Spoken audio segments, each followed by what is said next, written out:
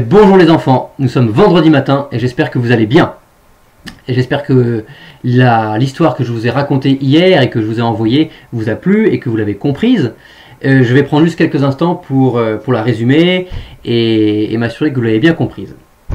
Donc Antoine de Saint-Exupéry, Saint-Ex, est venu passer la nuit chez Henri Guillaumet puisque le lendemain matin, il devait faire son premier vol entre Toulouse et Casablanca. Alors même si Antoine de Saint-Exupéry était un pilote aguerri, il n'avait jamais fait ce trajet entre Toulouse et Casablanca. Et voilà, il ne savait pas quel danger pouvait survenir en plein vol. Et souvenez-vous un petit peu, je vous avais raconté le premier vol d'Henri Guillaumet entre Toulouse et Casablanca. Et il y avait eu le vent qui lui fouettait le visage, la grêle, l'orage avait éclaté tout à coup. Henri Guillaumet devait également faire attention aux montagnes pour ne pas rentrer dedans, pour ne pas rentrer en collision dans les montagnes. Du coup, il s'éloignait des montagnes, mais en s'éloignant, il risquait de perdre de vue la terre.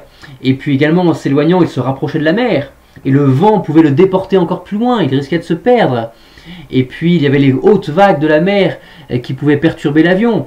Voilà, ces 1000 dangers, Henri Guillaumet les connaissait, mais lui, Antoine, ne les connaissait pas. Et c'est pour cela qu'il était venu voir Henri Guillaumet et qu'il avait un petit peu peur. Et il attendait les conseils d'Henri Guillaumet. Et donc, Henri a passé la nuit à lui prodiguer des conseils, à lui donner des indications, des points de repère qui pouvaient être utiles à Antoine en cas de panne. Donc il lui parle effectivement, vous avez raison J.Ed, il lui parle de ces 3 petits orangers qui bordent le champ, il lui parle également de cette petite ferme avec son fermier et sa fermière qui pourrait être d'un excellent secours, et puis il lui parle de ce petit ruisseau caché dans les herbes, très dangereux.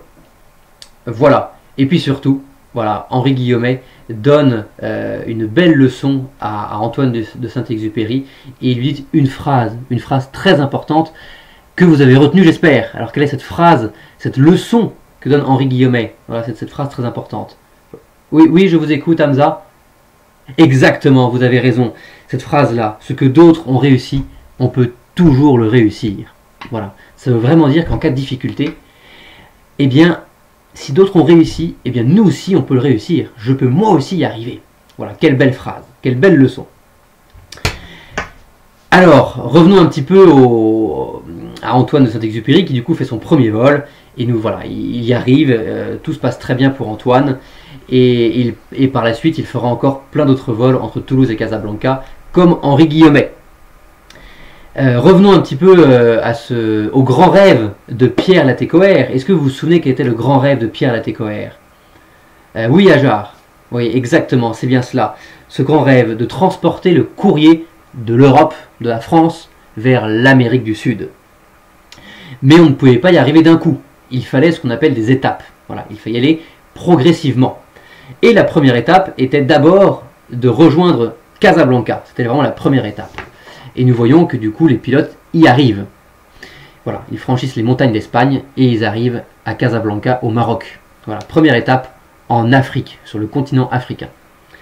Et maintenant nous allons voir la deuxième étape avant d'arriver en Amérique du Sud. Et la deuxième étape va être de rejoindre Casablanca à Dakar. Alors vous voyez, je vous ai indiqué avec le petit point rouge Orléans, là où nous sommes. Toulouse, hop, juste ici.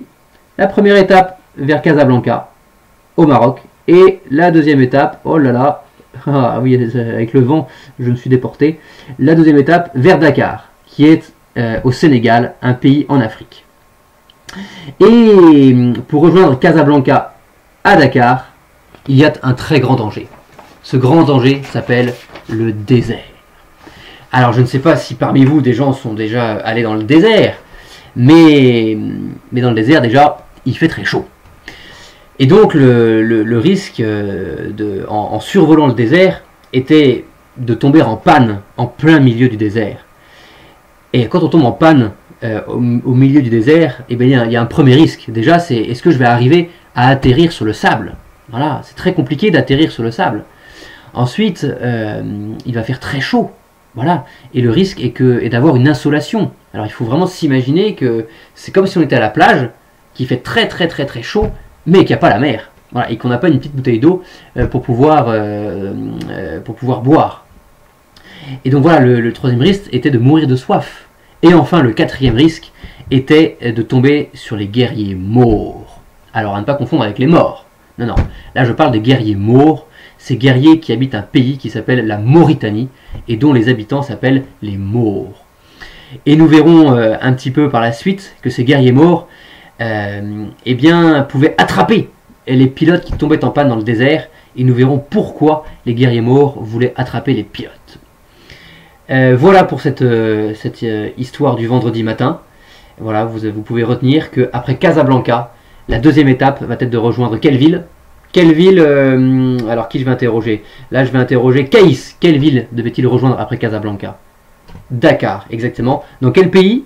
Est-ce que vous avez bien retenu dans quel pays se situe Dakar? Je vais interroger Nusaïba. Au Sénégal, exactement, au Sénégal. Vous avez bien retenu. Et quel était le grand danger en reliant Casablanca à Dakar? C'était bien évidemment le désert. Voilà, où il fait très chaud et où on risquait de tomber sur les guerriers maures qui habitent la Mauritanie. Eh bien, vous avez bien compris, vous avez bien retenu. Je vous donne rendez-vous lundi matin pour la suite de l'histoire et je vous souhaite un excellent week-end. Au revoir les enfants.